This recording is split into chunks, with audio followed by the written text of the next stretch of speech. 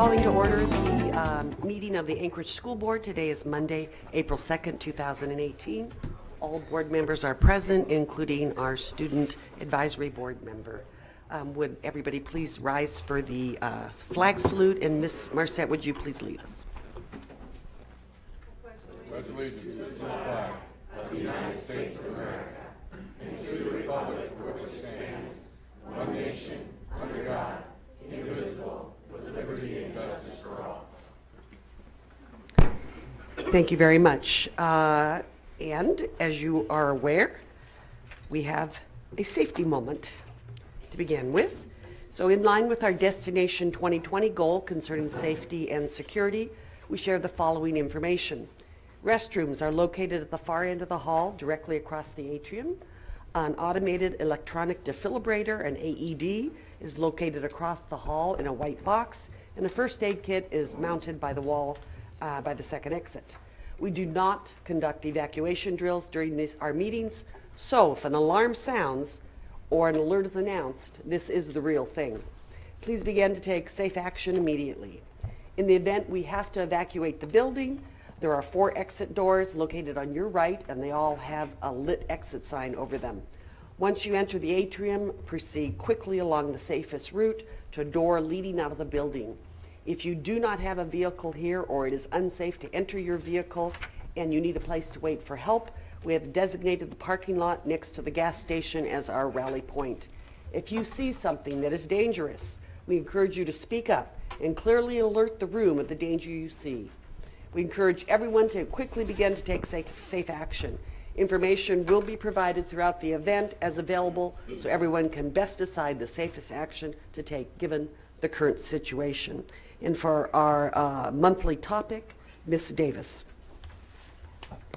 From the National Safety Council spring message, get rid of unwanted medicines. NSC recommends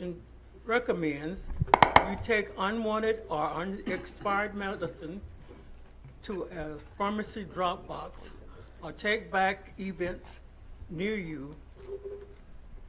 Many local Walmart stores offer free disposal bags.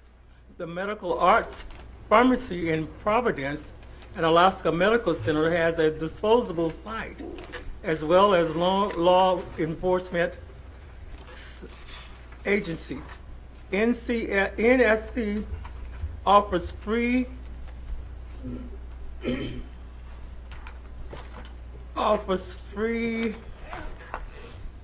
what do I have here?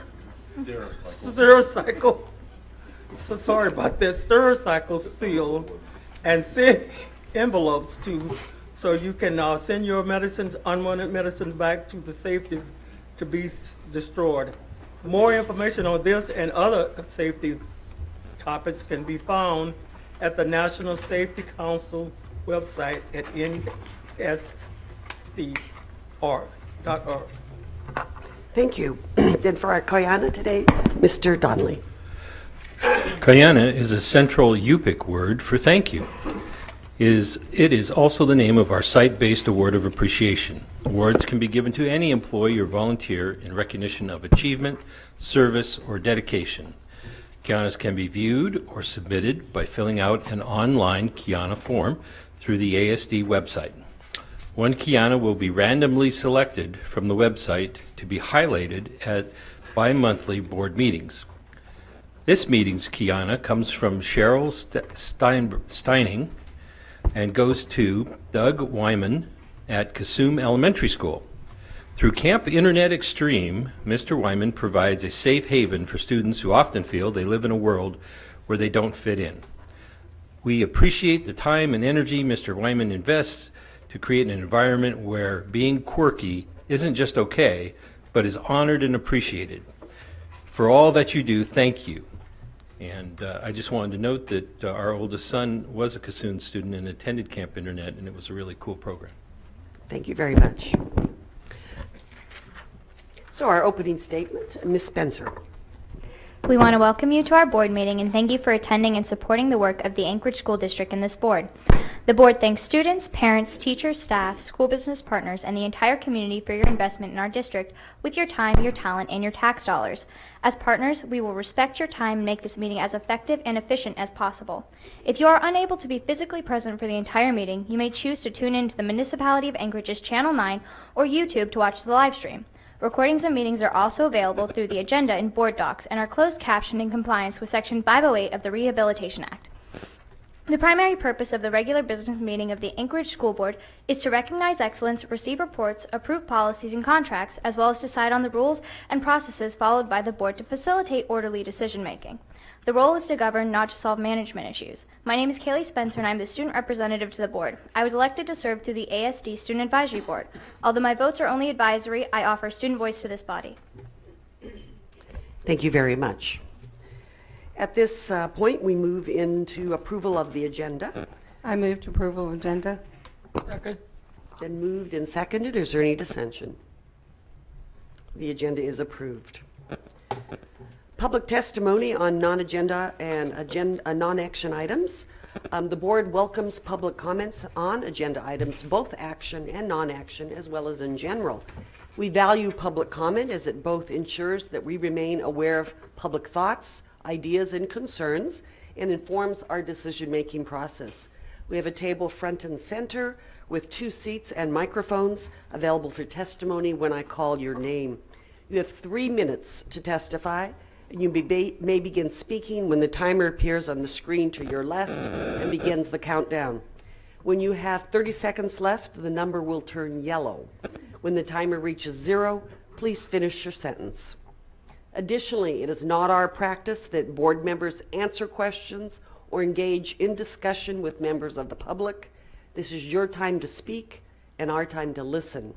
The board will consider all information shared by the public, and when deemed necessary, issues raised in testimony will be referred to the administration for follow-up. The first person I have signed up today is Sarah Arts. You may come to the first seat and to the second seat. Sarah has a guest with her? Okay. Would you please come for both seats? Thank you.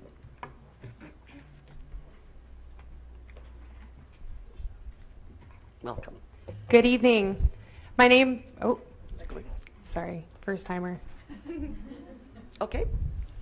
Good evening, my name is Sarah Arts. I am the Vice President of Special Olympics Alaska, and I have with me this evening Aisha Abdul-Jalil, one of our office assistants, and we are here to recognize the Anchorage School District on behalf of Special Olympics for their inclusion with our school program. So Aisha, do you want to introduce yourself?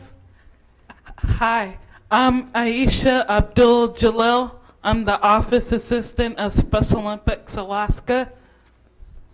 And Aisha started out, do you want to share your story really quick? I started off in the Partners Club at East High in 2000. I did bowling, that was my first sport. And I would like to thank the ASD for their support in getting the schools involved. I now been working with Special Olympics for 12 years now. Thank you for your support. Awesome. So Aisha is a part of the school program, which in the Anchorage School District, there are 25 schools that are a part of our school program. So on behalf of Special Olympics Alaska, we have this plaque. It says, presented to Anchorage School District in deep appreciation of creating a climate of inclusion, acceptance, respect, and human dignity for all students with intellectual disabilities, dated 2018. Thank you so much.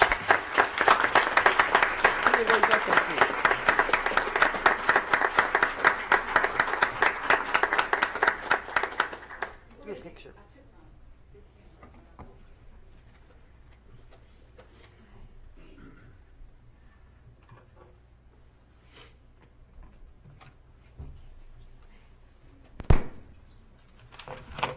Thank you very much.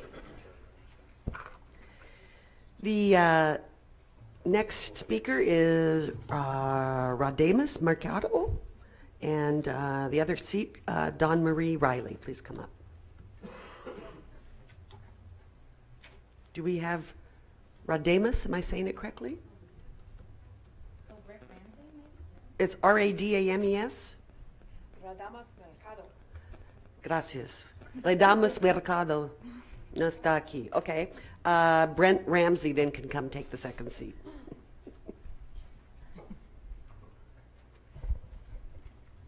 You may begin.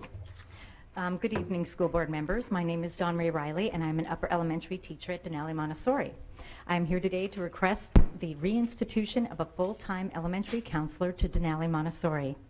For the first time in my 31-year career at Donley, I can no longer go down the hall to ask a counselor for suggestions on how to help a student who's facing self-esteem or self-harm issues, or to ask what's the best way to help a student who is stressing over a move out of state in a few months to the point she's missing school. I have contacted our previous counselor to help me address concerns about the students in my classroom and have been eternally grateful that she has taken the time to reply with ideas for me to implement. Sadly, it's not enough. Teachers meeting the needs of students in our classrooms don't have the luxury of the 15 to 30 minutes it may take to sit down with one child experiencing a stressor or emotional overload in their life, and that sounds heartbreaking to me even as I say it.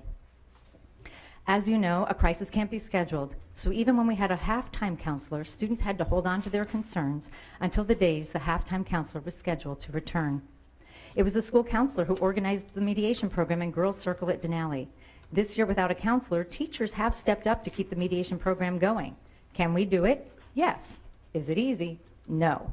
Teachers have given up time from classrooms to plan and implement 2 full days of training for new mediators, and then there's a weekly schedule to maintain. We can't provide the Girls Circle, which prepares our 6th-year girls for social skills in junior high, because it requires specific training that teachers don't have. It stretches the ability to volunteer time as more and more demands are placed on teachers. School counselors provide education. The counseling lessons our students received in our classrooms were models for us as teachers. If our class had a social issue, the counselor would design a lesson to meet our class's specific needs. Our counselors were proactive in supporting students with lessons that taught self-management techniques, social skills, learning strategies, and values, which are lifelong skills. We have a Montessori Peace curriculum at our school, and the counselors incorporated those ideas into their lessons and when working with students individually. The counselors helped students create goals and strategies to meet those goals and had time to personally check in with students to monitor progress. Elementary school counselors don't just support students, they support the community of the school as well. They assist families with the professional knowledge they have about the resources and services available to families for prevention, identification, and intervention strategies. They have the time to make necessary calls to inform parents and provide resources in critical situations when they happen. They don't have to work the necessary connection around lunchtime and pullouts. Our counselors teamed up with staff to present Parent University, which was a series of nights for parents with the goal of increasing parent involvement in school and empowering parents to raise children who are successful in school and in life. Parent University would not have taken place without the leadership of our counselors. We all want our students to be successful. A school counselor is integral to the social, emotional, and academic well-being of our Donley community. We will continue to do our best to support the needs of the 431 students at Donley. Will you support our community? Our students and community deserve a well-trained full-time counselor at Donley. Kiana, for your time and consideration. With your permission, I'd like to ask any counselors out there to stand up to be recognized, and I know at least 2 prior Donley counselors are here. Thank you. Thank you for your testimony. Before Mr. Ramsey begins, I'd like to invite Deanna James up, please. Sir.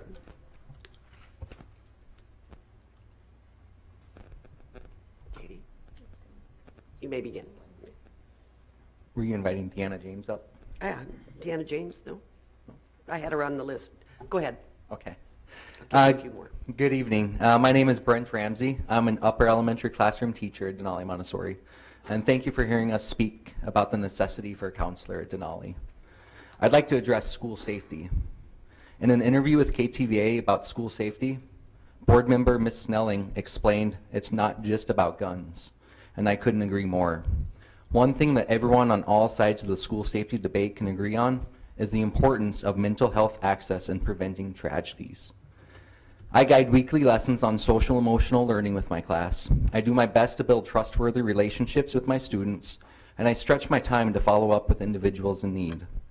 I've been trained in and applied techniques from trauma-informed, culturally responsive practices. All this, though, and my core professional training is in teaching math and reading, not mental health.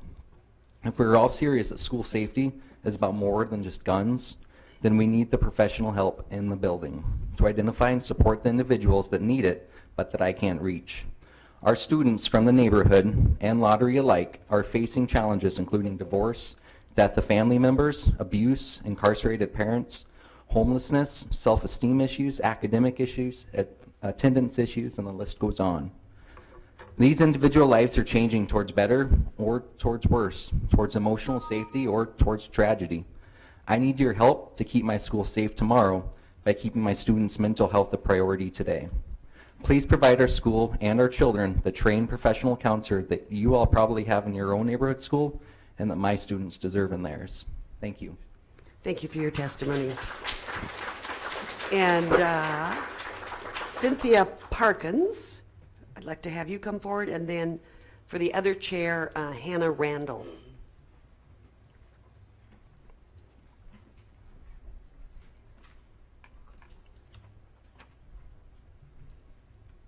You may begin. Good evening. My name is Cynthia Parkin, and I'm a parent of a boy who is 9 years old and in 3rd grade at Denali Montessori. I am here to ask that the school counselor position be restored to Denali Montessori, and I would like to begin by quoting Mr. Rogers. Quote, "Anything that's human is mentionable, and anything that is mentionable can be more manageable. When we can talk about our feelings, they become less overwhelming, less upsetting, and less scary. The people we trust with that important talk can help us know that we are not alone." End quote.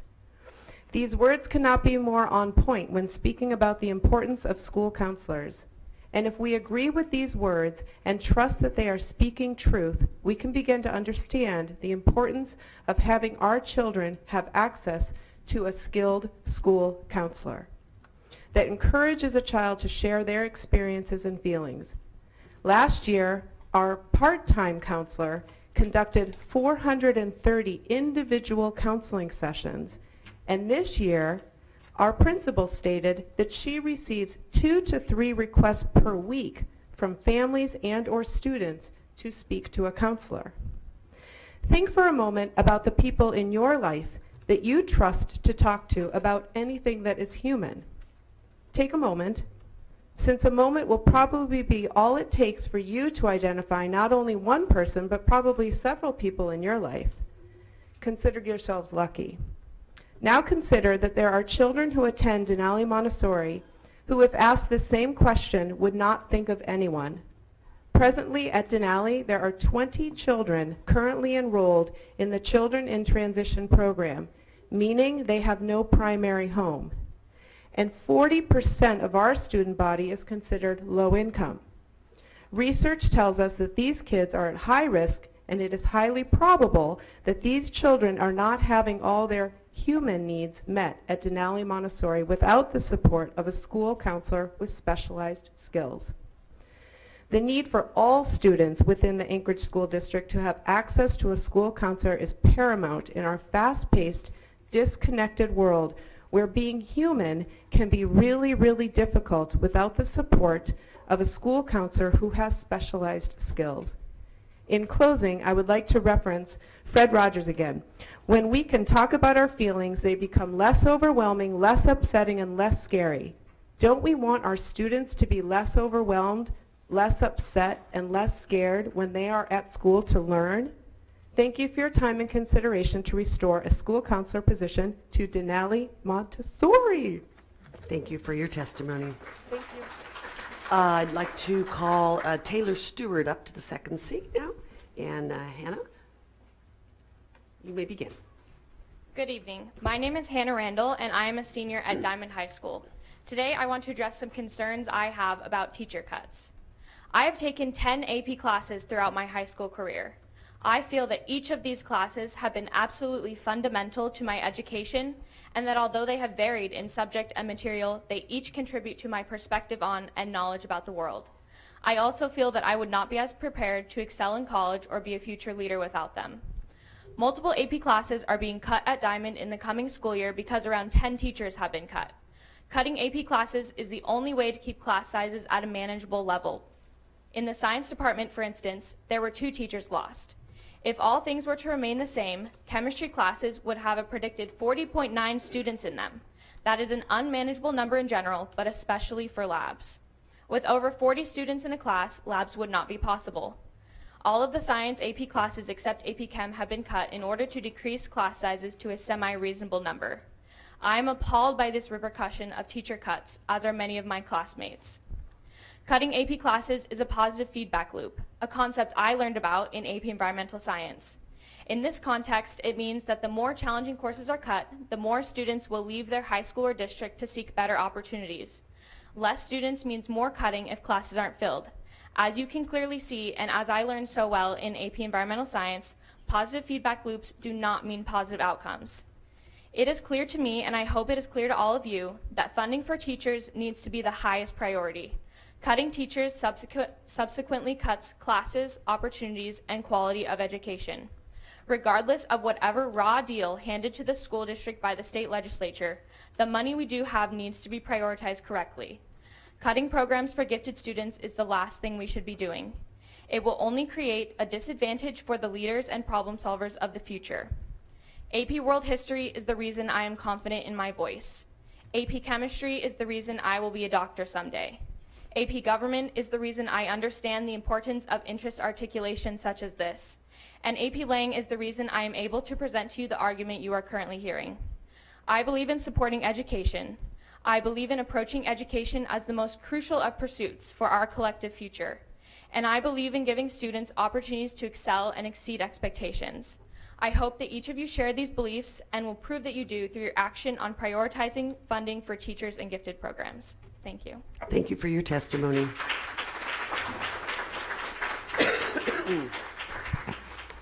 And I'd like to call Colton Holla up, please.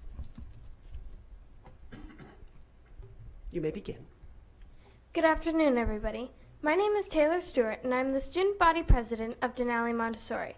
I'm here to talk to you about why I think every school should have a counselor and how school counselors have been important in my life. I think every school should have a counselor because a counselor is an important person in life and not just school.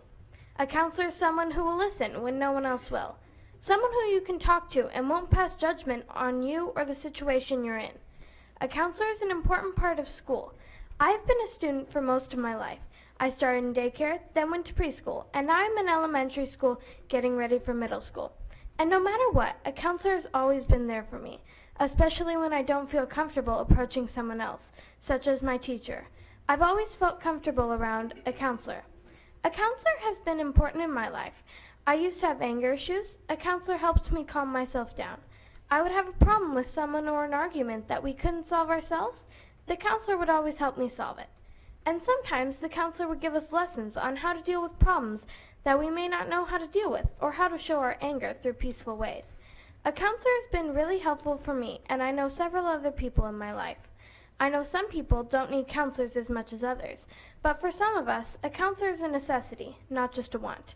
A counselor is a smiling face that you can talk to about anything.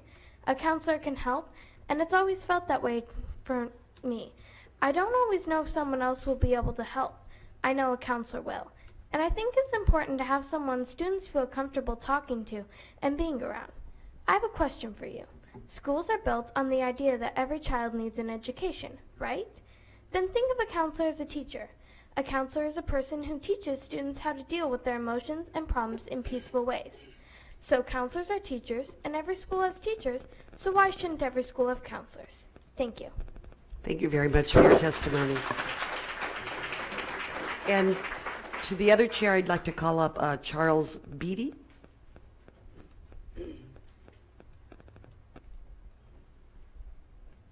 You may begin. Okay. Hi, my name is Colton. I was recently barred from Eagle River High School's prom due to a post I made on Twitter about making, I said to people, I said, where is it? Oh. So I'll be attending Eagle River High School's prom. Try not to get offended, okay? And people perceive that as a threat to the prom or however, or to people. But they linked it together with a gun I had posted a day prior. And they just, not sure what the assumption was there, but they assumed, I'm assuming they probably thought I was going to be a school shooter, which is messed up in my opinion. If they would have talked to me, they would have never thought this. I'm thinking with guest pass, there should be some sort of due process. You should be able to talk to the person before you just deny them to attend to whatever school event has a guest pass. And I'm not necessarily upset about not being able to attend prom. I'm more upset about that there is no due process. It's a right as an American, and you know, politics are still in schools. If you're going to put politics in schools, there should be politics in everything. Thank you. That's all I have to say. Thank you for your testimony. And Mr. Beatty, and I did you have anyone else on the list? Oh, okay. And we do have one more speaker, Blvd Marsett. Would you please come up and take the second seat? Mr. Beatty, you may begin. Thank you for the opportunity to speak today. I'm here to give testimony regarding my concern for the rebranding of the English language learner supports at the secondary level in the Anchorage School District. In the past 2 weeks, high school teachers were notified that the English language learning classroom teachers and teaching assistants have all been displaced. We received visits at our school building from district office representatives to explain some of the changes that are taking place next school year.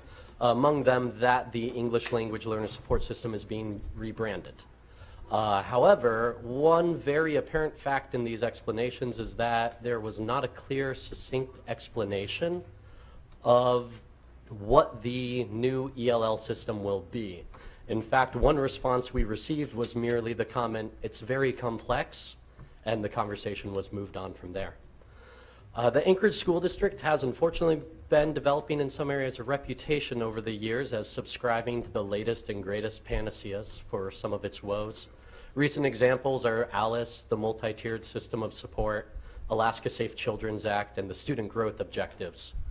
While some of these are within the district's control and some of these are not, one glaring commonality is that they were often approached with an idea of implementation, but not necessarily a plan. And this often led to more confusion within our schools than benefits. What particularly concerns me about the rebranding of the English language learners support system is that this could very easily be a detriment to those students.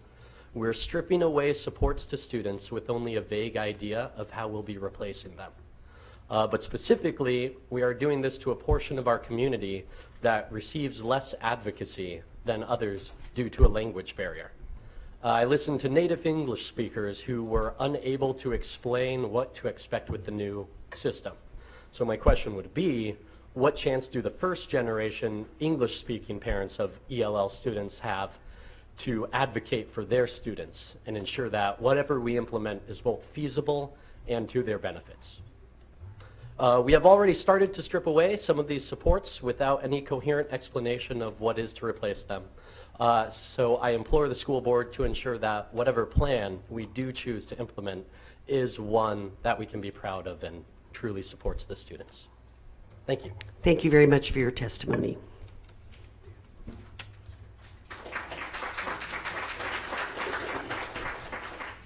And we'll wait just a minute for the timer. Okay, you may begin. Hi, my name is Tam Agosti-Gisler, and I attend Bear Valley Elementary. I'm going to interrupt you. Pull the mic right in front of your mouth. Very good. Thank you. Hi, my name is Blvd Marsett, and I attend Bear Valley. I'm in 4th grade, and I would like to mention a few opinions of mine. I like the Dutch waffles that the cafeteria serves. We get them once or twice a month, and I'm stating my opinion that I would like them to be on the menu once a week. I would also like to mention an anti-bullying thing. I know this might sound ridiculous, but I got this idea out of a Diary of a Wimpy Kid book. There is this button on a machine that you can press to report to a teacher when you are being bullied, so you can tell a teacher secretly and right away if it happens. Anything else you'd like to add? Great. Thank you very much for your testimony.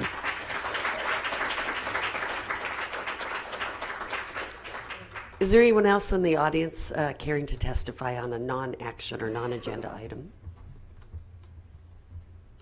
Seeing none, I'm closing this segment. There will be a second opportunity at the end of the meeting if you wish to speak on anything else. We move to reports and the superintendent update. Dr. Bishop, please. Thank you, Madam President. At this point in time, I would like to call up to the stand Shiloh, a second grade student from Mount Spur, along with his teacher, Mrs. Price. And I wanted to share with the board that in prior work sessions and in board meetings, we talked about our reading program as well as a time called Win Time or What I Need, which is part of the multi-tiered system of support. And just as a review, Tier 1 is what everyone gets, what we all teach, as well as acceleration, enrichment, and extension. Tier 2 is offering additional supports, and sometimes Tier 3 is supports, but it also might be a replacement core, and that we look at our instruction at these levels to meet student needs. And this was an example provided by the teacher who shared information with us, excited about some of the work that she was doing in her class. And Shiloh, I would never guess you were in second grade that your writing is phenomenal, and I would assume that if you were even taller, I would think you were in fourth grade even. So very excellent work there, and I'm just going to turn it over to them and share the information, and I regret this wasn't coupled directly with our reading, but now is your time. Thank you. We did this as part of our unit project. It was to write a comparison with our reading curriculum, and so we wrote the seasons first, and he'll read you two of his. It's quite long, so he'll pick two. I'm going to read the fall. In the fall, I jump in leaves. It is fun. It does take work. You need to rake the leaves into a pile. I love when my friends come over to play with me. We jump in the leaves, and it kind of hurts when we hit the stick. I like to have snowball fights with leaves. We make a huge mess, then pick them up. Fall is fun. I like playing in the leaves. Now I would like to read the winter page. In winter, I like to go sledding. I go to the mile-long sledding hill. The mile-long sledding hill really hurts. It is bumpy. I found a knife and a phone on the hill. I bring my brothers with me. Sometimes we have races. It is hard not to fall off. In winter, it is fun to go sledding. I like sledding. Excellent. And about the author, would you like to read that? We have this up here. Maybe Mrs. Price would read that, or would you like to read that? I'll read it. My name is Shiloh. I am 8 years old.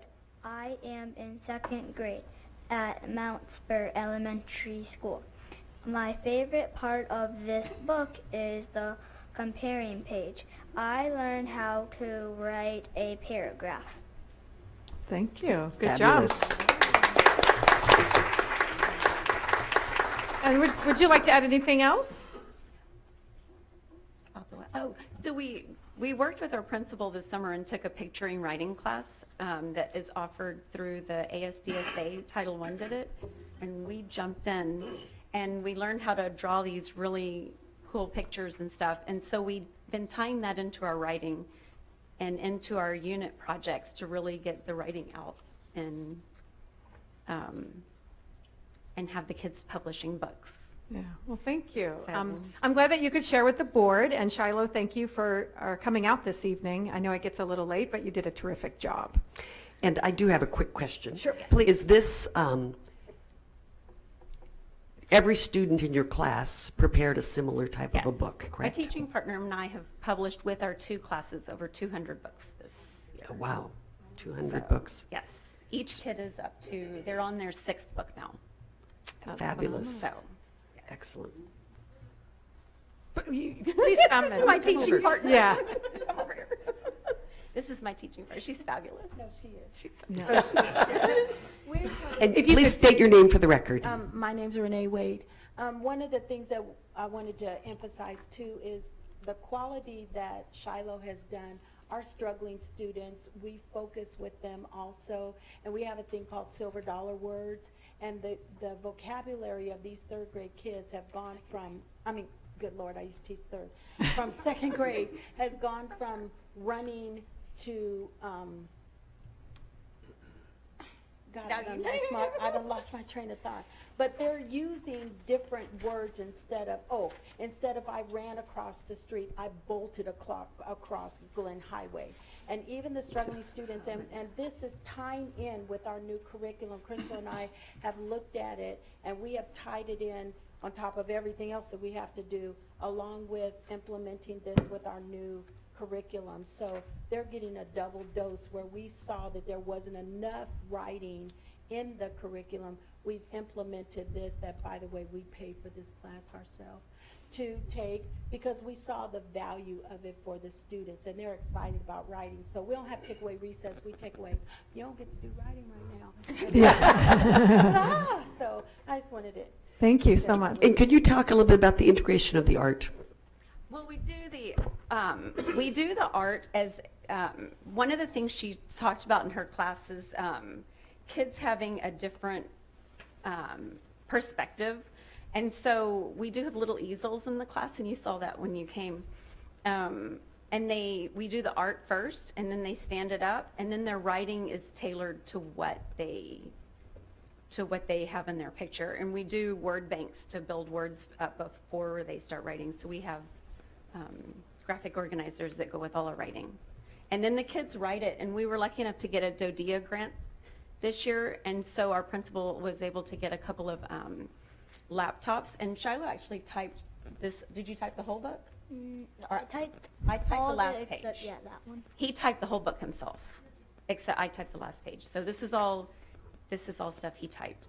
So then the kids, after they're finished, they go that one step and they type. So that's how we're able to really differentiate, is I have more time because my kids are able to do a lot more independently. Fabulous. Thank you very much. Thank you. Yes. And thank you so much. You did a wonderful job. Thank Terrific. you. Good job.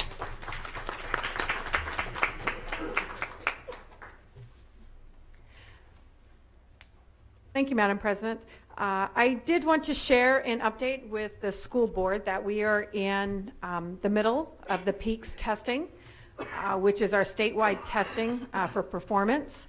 And there are numbers of the total N for which we will be assessing by the close of our PEAKS window. And to share with the English language arts as well as the math complete, how much in each grade level, if you will. Also, the science is just in certain grade levels in 4, 8, and 10. So this is just a snapshot of where we are. Testing has been going fine. It hasn't been without some mishaps at the testing company, getting things started normally, but this is an assessment that is done online, all online. So we wanted to share that, and we will share the updates. The results will come out sooner than they did last year in this fall rather than, this spring, hopefully near the end of the school year rather than the fall. Of course, last year was the baseline assessment, so it took quite a bit of time to set those standards, and teachers from across the state actually set the minimal standards for the PEAKS testing, so they had to get together and do that work. I wanted to share in regard to just the processes and the understanding of, we talk about instruction, standards, as well as assessment in really our classrooms and where we are. And we've had testimony during the budget time as well as this evening in regard to really loss of security, loss of custodians, loss of teachers, and loss of counselors. So at the, when revenue is less than it's ever been, we eliminate things that are of value to us. I mean, that's what's happening. We are getting smaller and smaller as a school district. At the same time, with the PEAKS assessment and the standards, that not only the state standards, but also the Common Core, the actual rigor has increased. So we are placing more responsibilities on the different sectors for which we're, shrinking, teachers and counselors being the primary school people. And yet the standards have increased, the rigor's increased. So the floor technically is moving underneath of all of us. Now the standards have been in place since 2012, but our new curriculum and some of the new focus for that has begun this year, with actually really looking at what is it that a student has to learn and what is it that that student's going to be asked to perform that's in relation to students across the nation. So no longer are state assessments just for the state. They're comparable and expected to be, if you will, across the nation, because our kids are competing globally. So I wanted to share the differences and what happened in the past and what really when I taught.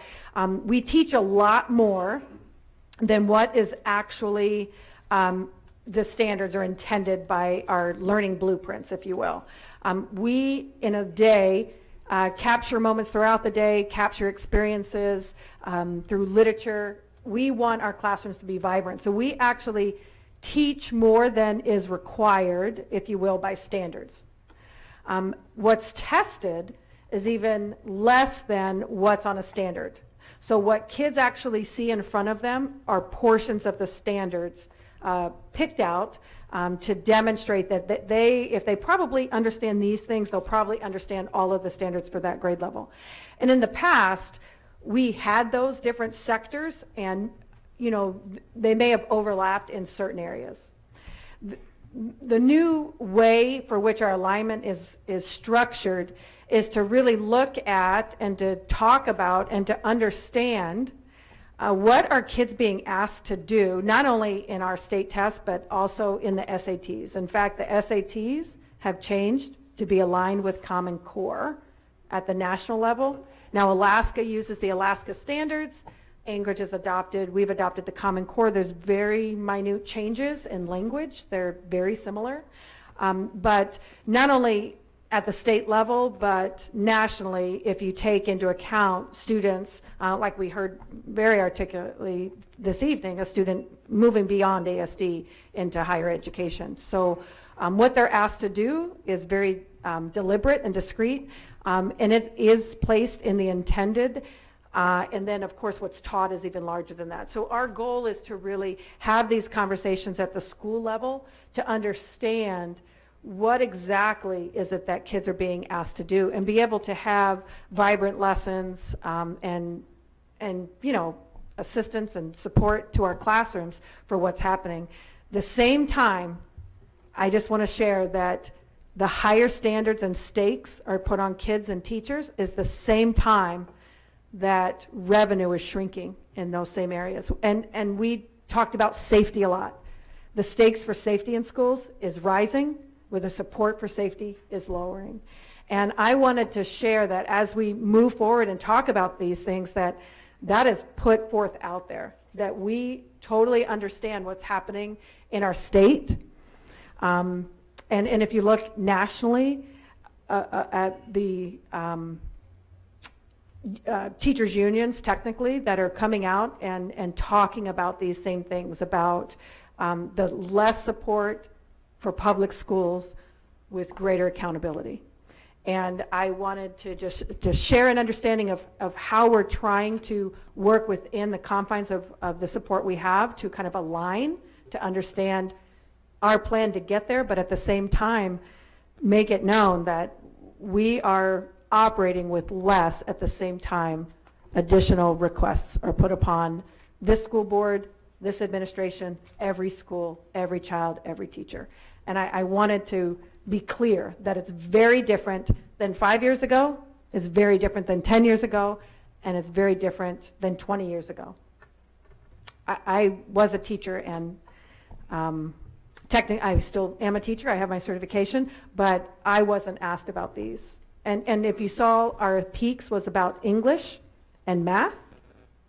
It really takes our whole entire system to support the learning of English and math. It doesn't just take English and math teachers. We all have to be involved in this work. As mentioned this evening was the academic English language. It was prior English language learners.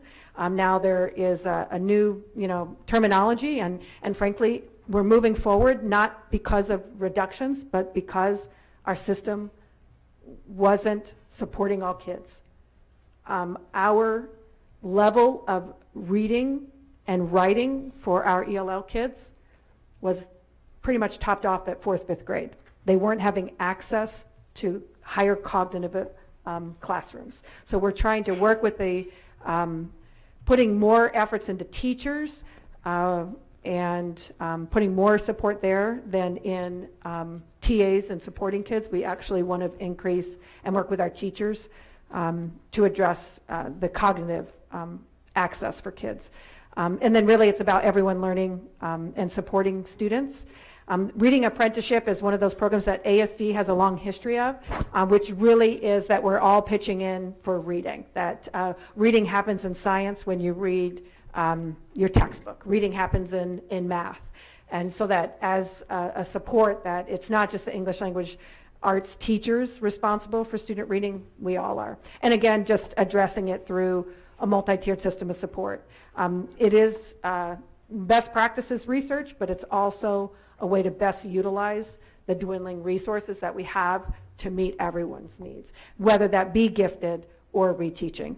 And we need to guarantee that both those kids' needs and both, whether you're accelerating or needing reteaching or needing instruction in academic English language, that we're supporting all of our students, almost 48,000 of them here. So I wanted to be very clear as we move forward and looking at peaks and what does it mean to ASD, what does it mean to our state, but more importantly, what's happening in our classrooms at the same time that that's being talked about. They're like a seesaw, interestingly enough. So with that, I want to say we're working hard. We've got great teachers in our classrooms, employees, but it's a different kind of work that we're embarked on. I also wanted to mention that Melanie Sutton was actually in the audience today, and she and Mike Graham were our coordinators and our liaisons to the gold medal celebration that's going to happen this Wednesday at Town Square Park from 5 to 8, and all of our students in ASD are invited. They'll actually get little medals that are made of paper, not real gold, like Keegan's, and be able to celebrate and have different stations. It'll have fun for adults as well as fun for kids to celebrate not only Keegan, but all of our members of the Olympic team that went overseas. And so I just wanted to share ASD's partnership in that, and we're just happy. If you didn't know, Keegan was an East High grad, and East High cheerleaders and East High band is out there to support Keegan, her alma mater. But every school is invited, every family, every parent to have this celebration at Town Square. Thank you, Madam President. That is the close of the report. Thank you very much. Moving along to our Student Advisory Board Representative Report. Ms. Spencer. All right. Our last Student Advisory Board meeting was March 28th. What we worked on then is executing our district-wide Miracle Minute. It went really well. I was really proud of all the schools that participated. We started working on getting out applications for the positions of president and student representative. We haven't done this in the past, but we found that it makes the transition easier if we do have those higher level like leadership positions in the group established before we go into the next year. This year we were kind of left without any leadership immediately in the beginning of the year, and it made the transition really rough. So we're helping to fix the problem there. We're also working on promoting ASOG, which is the Alaskan Association of Student Governments.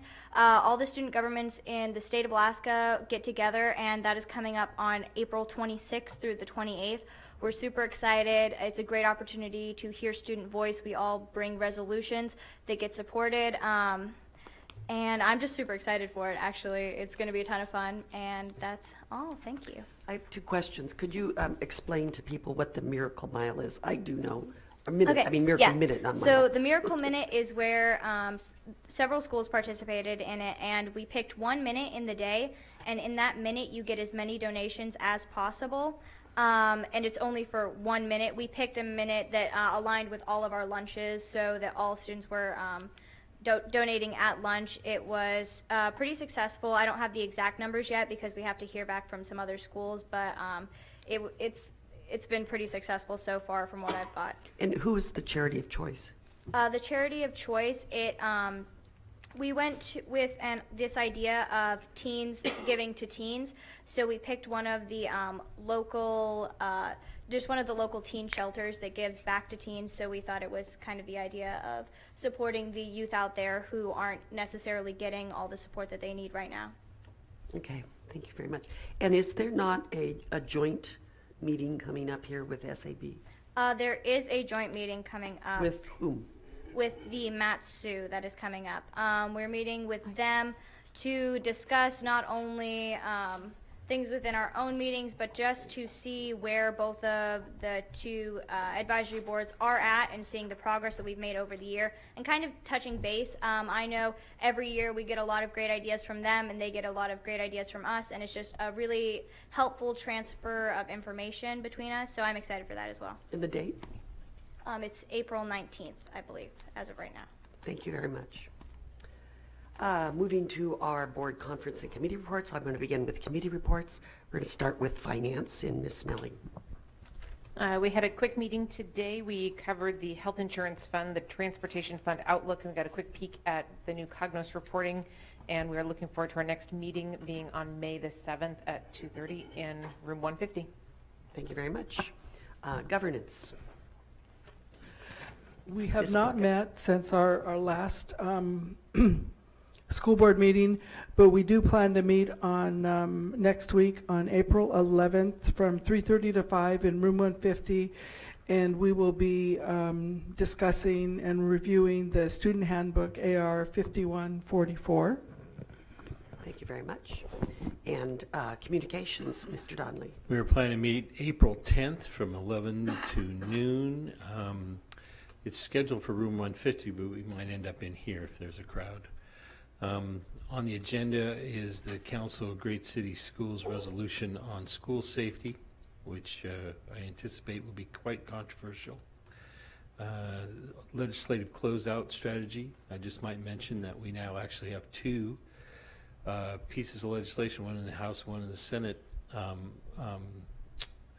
adopting a hold harmless provision to the school size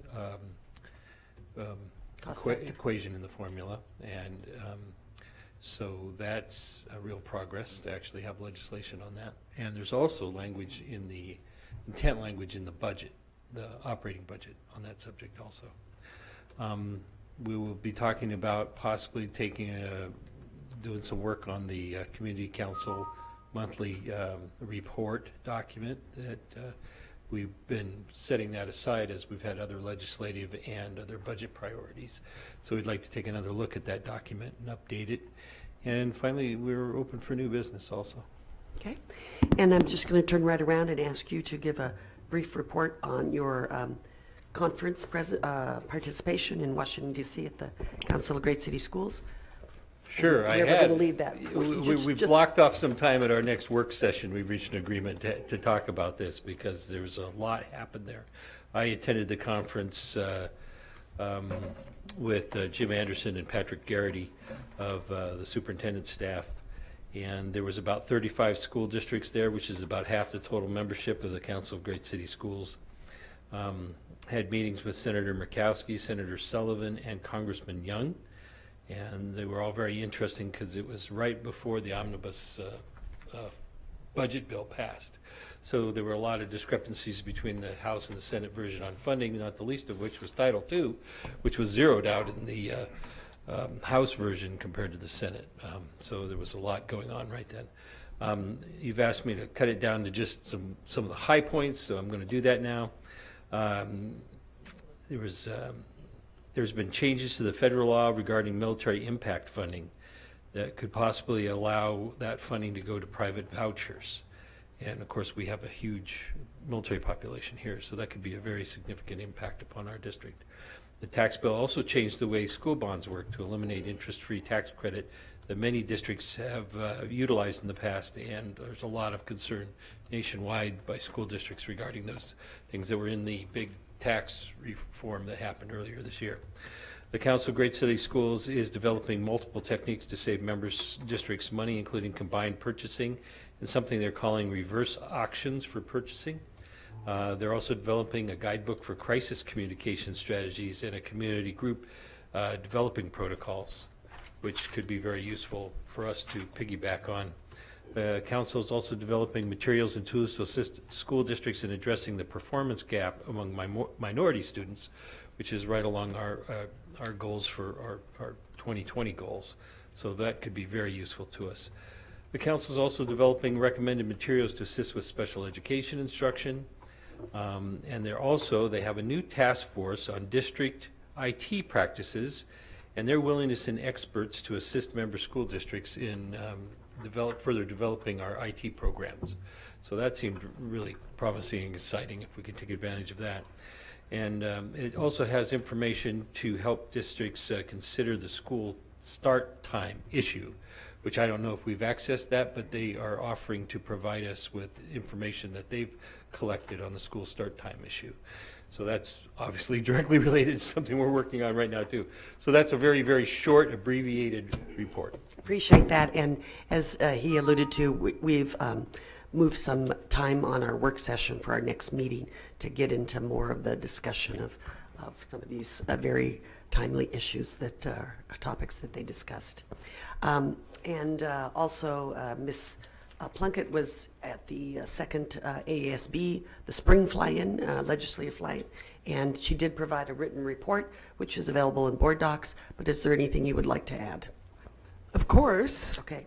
I just want to comment on the scoring of the June Nelson Memorial Scholarship applications and reading all of the applications from all of the students. We had several students from the Anchorage area that applied. I could not read theirs, but and score them, but I could still read them afterwards. And we had some, I thought, some pretty good ones. An announcement will be sent out April 5th as to who the winners are from both the new students and the returning students. And maybe I'll just comment that while I was in Juneau, I did testify on Senate Bill 216 for the hold harmless, as well as worked with our Representative Drummond and her staff on House Bill 406. So I mean, I think they're both moving pretty good, which is real positive, not only for us. As reading in the paper, Fairbanks has a big issue with it as well. So looking forward to seeing that move. Okay, thank you very much, board members. We move to our consent agenda. I move to approve the consent agenda. ASD Memorandum Number 148 Personnel Report, October 23rd, 2017 Regular Session Minutes, November 6th, 2017 Work Session and Executive Session Minutes, February 20th, 2018 Regular Session Minutes. Second. It's been moved and seconded. Board members, please vote.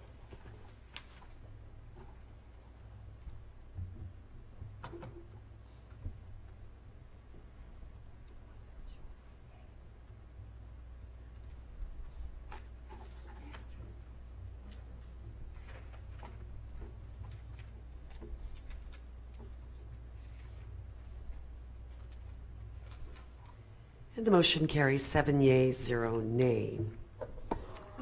We now move to action items.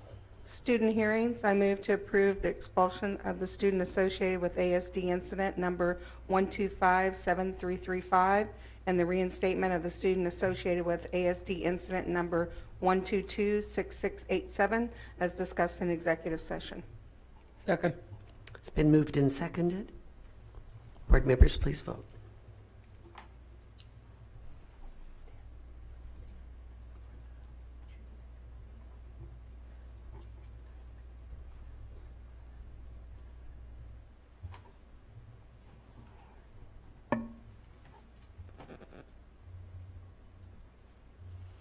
And the motion carries 7 yeas, 0 nay.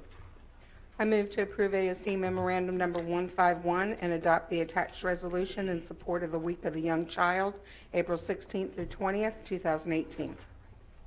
Second. It's been moved and seconded, and at this point, I want to clarify the testimony piece for action items. An action item is first introduced, as you saw, by our Vice President, and if seconded, as it was by a board member, I open the floor for public testimony. If you've signed up in advance or you indicate you're interested in providing testimony, I'll call you to come up to the front table to speak. You have 3 minutes to talk, and you'll see a timer on the screen to your left to monitor the time remaining and inform you of when you need to conclude. After the testimony closes, I'll open the floor for board discussion, followed by the student board representative vote, before finally calling for the official vote. And as you've seen on other items, the voting results will be displayed on the screen. So at this point, this motion is open for public testimony. Anybody wishing to testify? Seeing none, I'm closing public testimony, opening for board discussion. Closing board discussion, student advisory vote. Yay. Board members, please vote.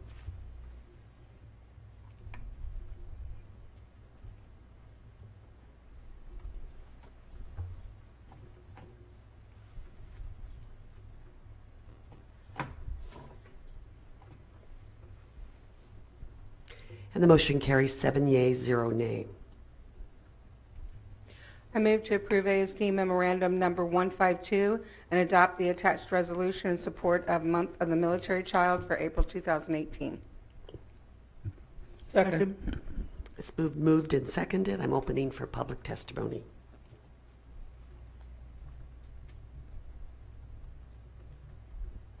Closing public testimony. Board discussion is open. Closing board discussion or student advisory vote. Yay. Please vote.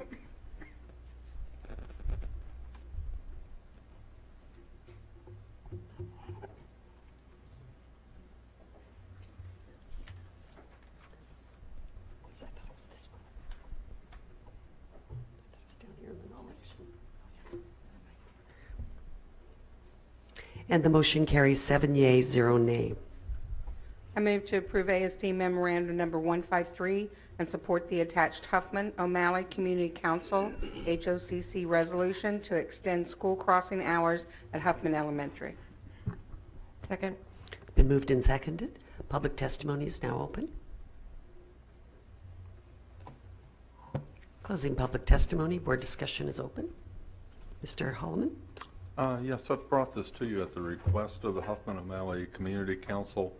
And it occurred to me maybe I should have prepared some visual aids, but some of you may know South Anchorage as well as some of the rest of us. But if you'll picture the intersection of Elmore and Huffman, the issue that the Community Council has feelings about is that when traffic is released from South High, that becomes a very congested intersection.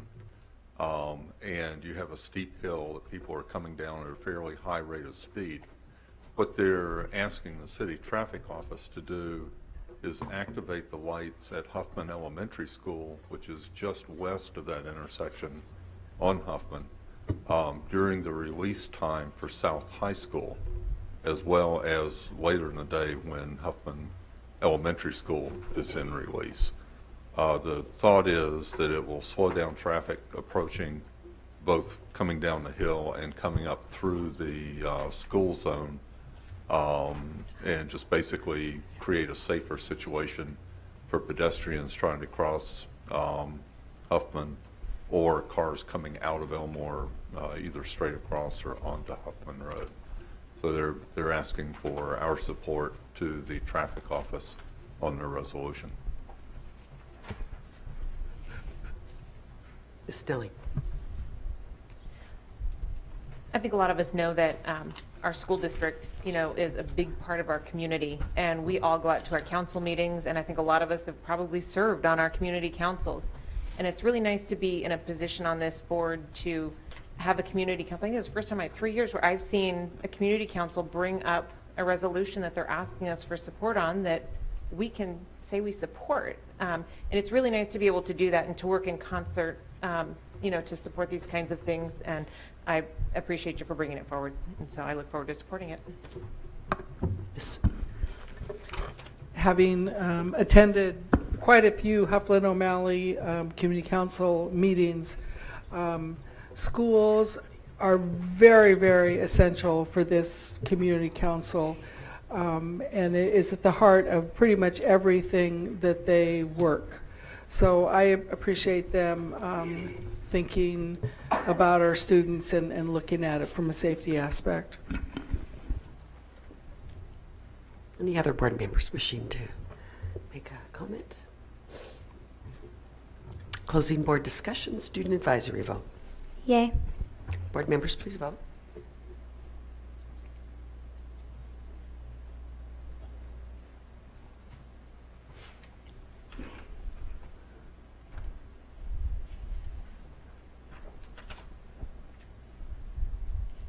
And this motion carries 7 yea, 0 nay.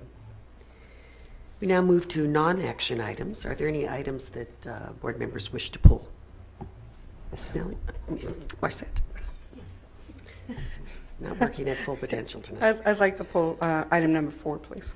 Thank you. And I do believe this is an item that we have administration would like to make a comment on. Mr. Graham? Yes. I can do so. Thank you, Madam President. I just learned tonight and realized, as the author of the memo, that there's a mistake in here. That Shugiak would actually like to name their room the Philip Birch Fiddle Friday Faculty Room, not the Philip Birch Fiddle Friday Faculty Lounge, which is a change I fully support, calling it the faculty room as opposed to a faculty lounge. And so we will update that memo for you the next time. I just wanted that to be cleared on the non-action. Okay. Any other items board members wish to pull? Mr. Donley. Is it appropriate for me to ask Is it appropriate for me to ask a question about item number 144? Yes, we'd like to pull item 144, please. I was just interested in budget transfer TF 000328, which appears at the bottom of page 2. It's a budget transfer moving funds from contracted services instructional to textbooks. And I'm just wondering what, it's $48,000. I was wondering what we're not doing in contractual services that frees up that money. Sure. Through the president, I'm going to refer this to Jim Anderson for the detail, please. Sure. Through the president to Member Donley.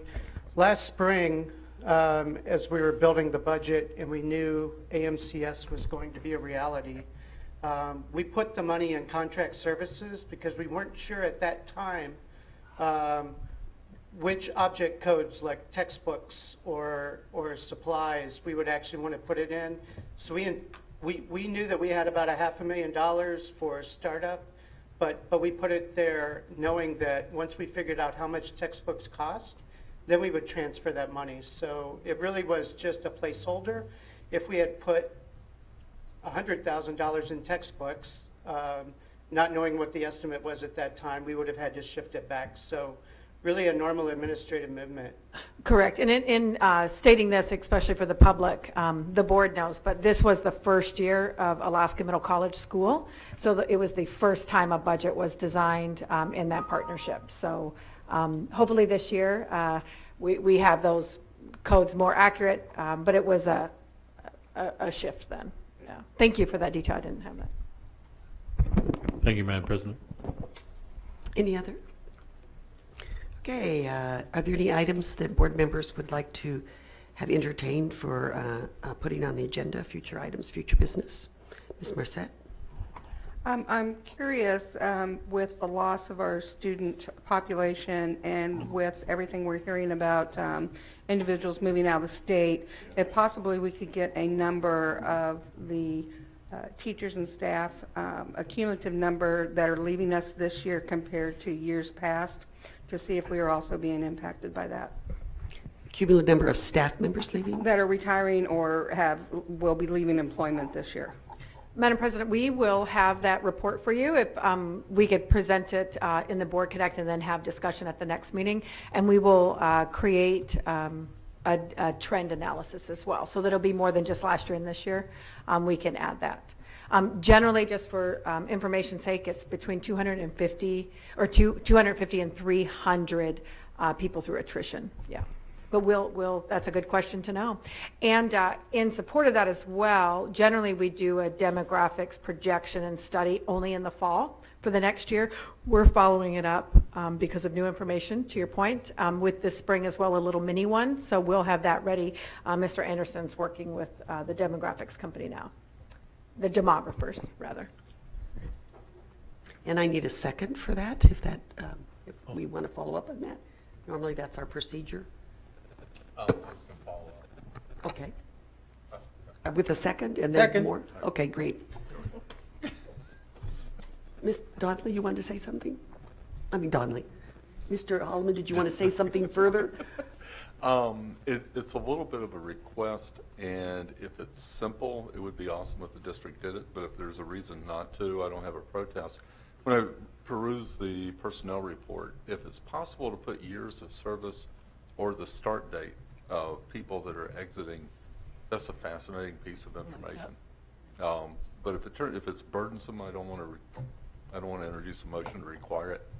But if that's something that can be included, that I think is worthwhile information. Mr. Hess?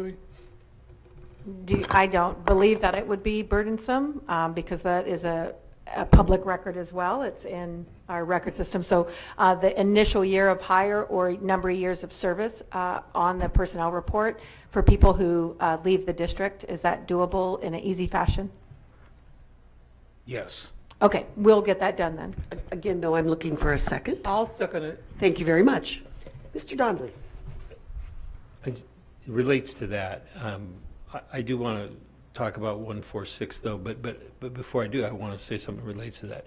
Do we do any kind of exit survey for our employees when they leave to kind of get a sense of why they might be leaving, any suggestions they have, of, you know, taking advantage of their experience, their time with the school district?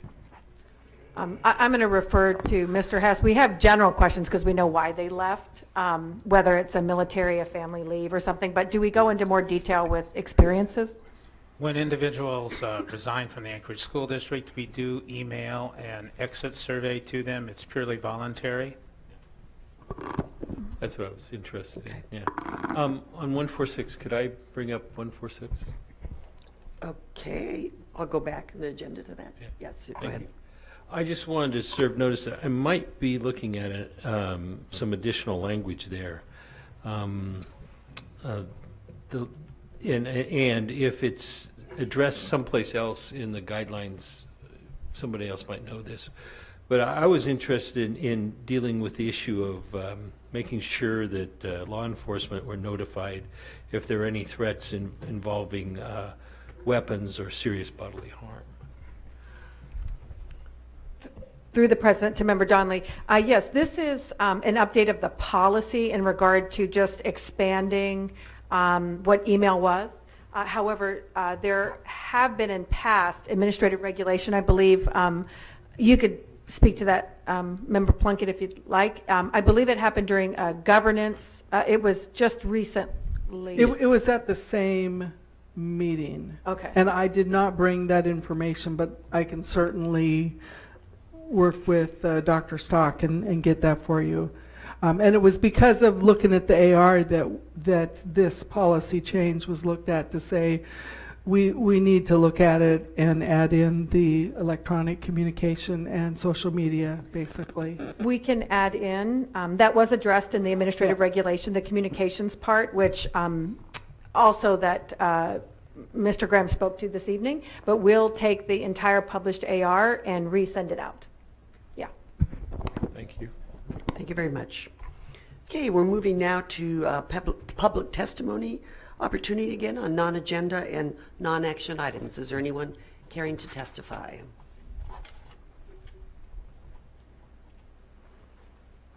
Please state your name for the record. Hi, Valerie Eckberg-Brown. I want to quickly bring this message again from Principal Hatswell. This is about the renaming of our faculty room 1. And we would like to get rid of that word lounge, definitely.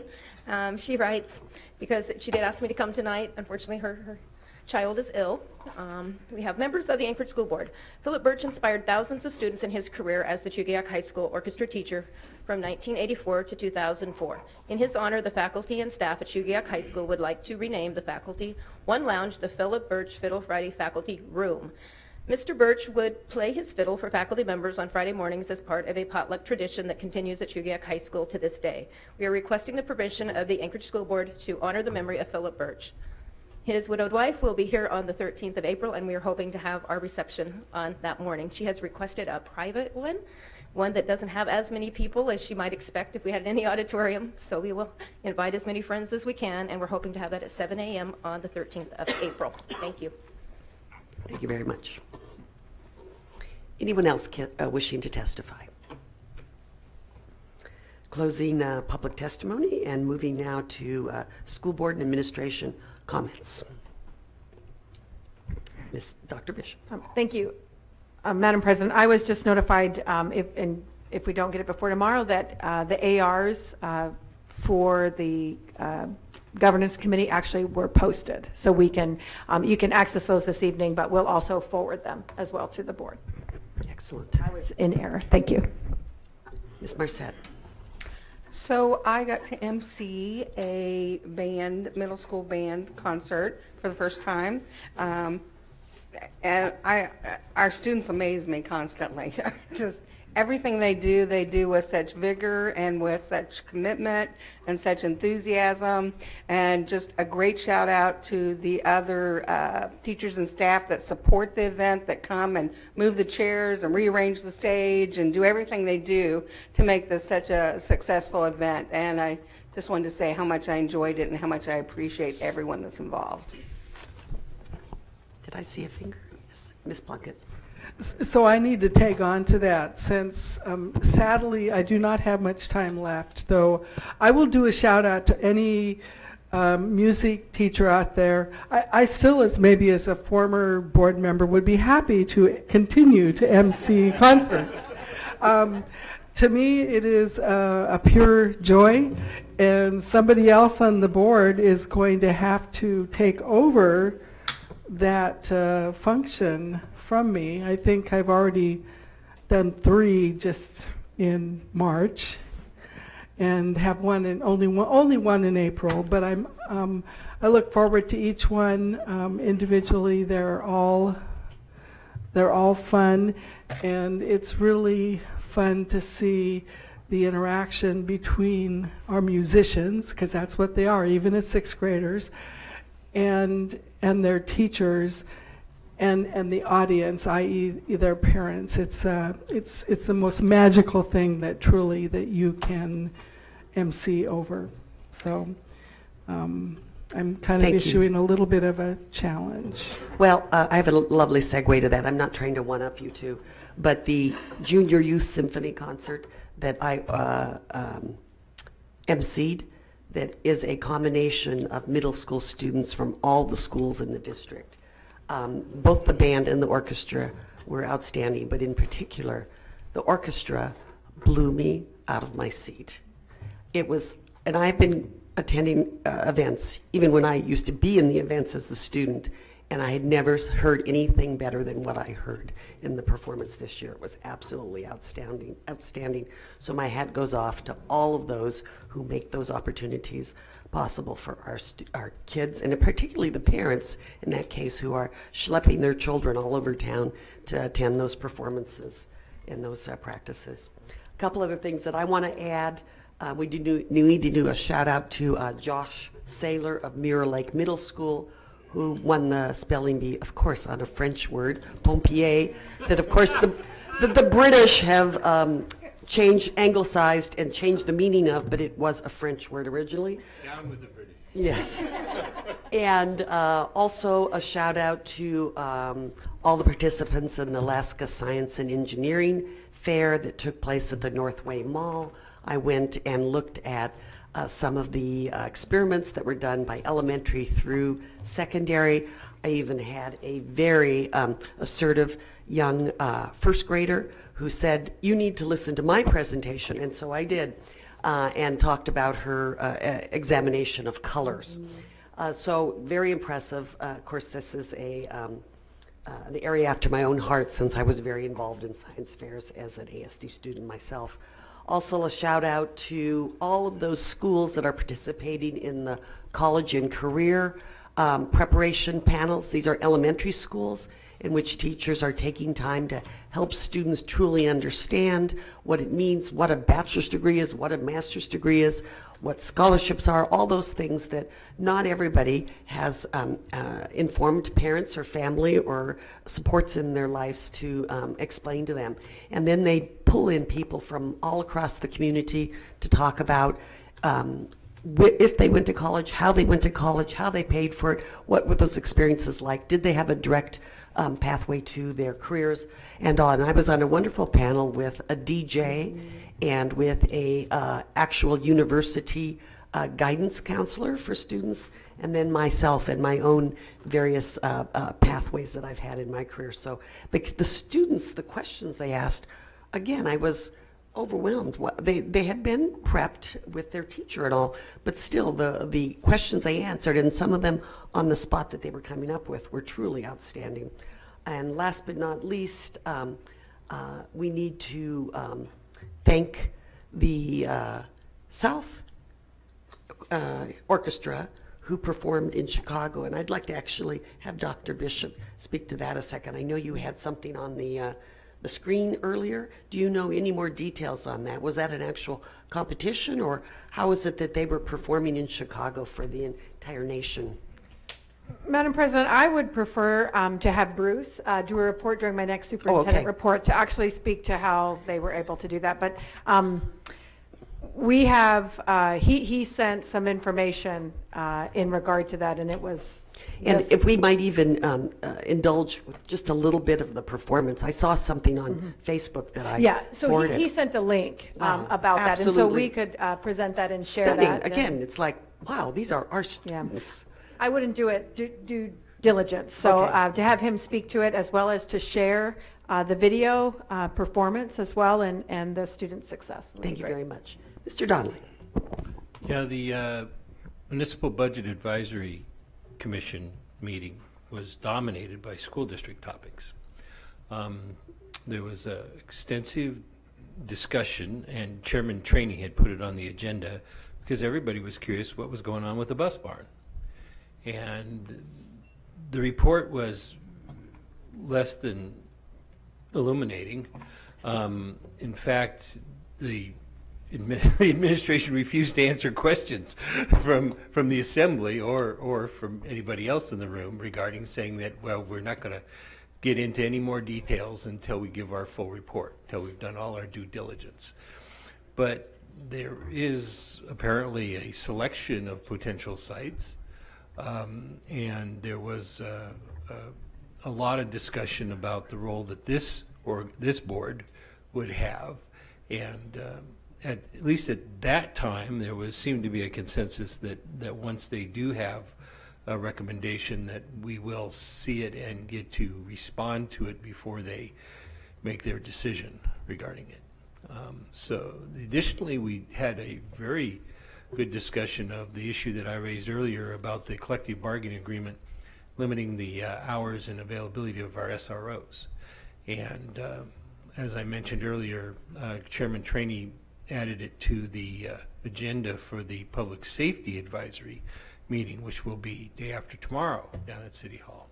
So there will be a discussion of that.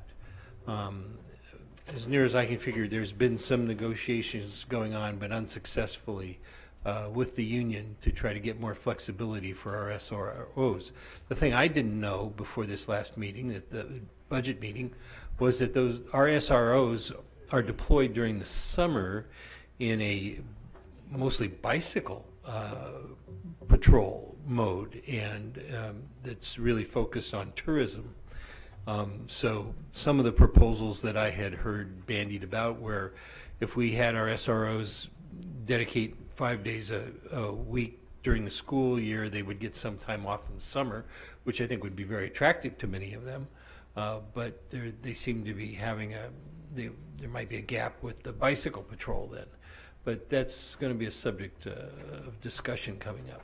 Also wanted to mention that the Federation for Community Councils, which, I've been at sometimes I think thousands, but probably hundreds at least, many hundreds of community council meetings and attending them by phone when I was a legislator.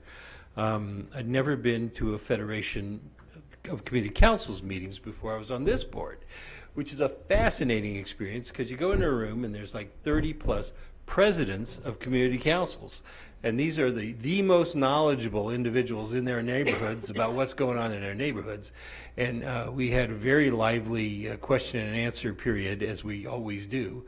But this time it was focused on maintenance, school district maintenance issues, and questions regarding the publication that we touched on a little bit at the ConocoPhillips. About the publication indicated there was this availability of for the school district to utilize debt. The number in the paper, I don't know, is $80 million. And so luckily we had a lot of interaction about that and how that's in the program. It takes a while to get this debt out on the street and sold in a wise and prudent, financially prudent way to maximize the utilization on behalf of the taxpayers. And so, but there was a lot of discussion about that at that time. So I just wanted to report on those two big meetings. Thank you. Appreciate you attending those meetings on our behalf. Ms. Snelling. So I'm just going to keep it down to one topic here. I bet there are a lot of schools tomorrow that are going to be very happy to not feel the crush of all the voters walking through their doors. But tomorrow is the deadline for getting in your mail-in ballots. You got 3 school board seats, and we do have a school bond out there. So please, everybody, if you haven't done it, reach out to your friends and your neighbors and all of everybody. Right now, I think they have about 52,000 ballots in as of 5 p.m. today. And I know I just dropped mine today. So I'm looking forward to seeing the outcome tomorrow. And like I say, we've got a lot of important stuff going on, with this ballot. So. And for people's knowledge, there is a drop-off box right outside in the parking lot of the Anchorage School District Education Center for your ease. Mr. Holleman. Yes, earlier in the week I attended a presentation by Western Demographics about start times. And I do think it's important that we make sure we advertise to the public that this is not a decision that we've made. We're in the process of informing and collecting feedback, and that citizen feedback and staff feedback will be very important in this. I know that there was some information that was posted, and I hope maybe that can return to the website so that people have access to the studies and whatnot that support the decision or support the recommendation of what Western Demographics is doing. And as well, for a lot of people, I think the past decision and why we have not done this before may be worthwhile if there's a way to put that kind of information up there so that people can see it and kind of make informed choices, even if they can't necessarily make it to any of the meetings. I have my own anecdote about music, but I'll wait for 2 weeks and blend it in with the more appropriate. Thank you. I'll entertain a motion for adjournment. I move to adjourn. Second. It's been moved and seconded. Is there any dissension? We are adjourned. Thank you.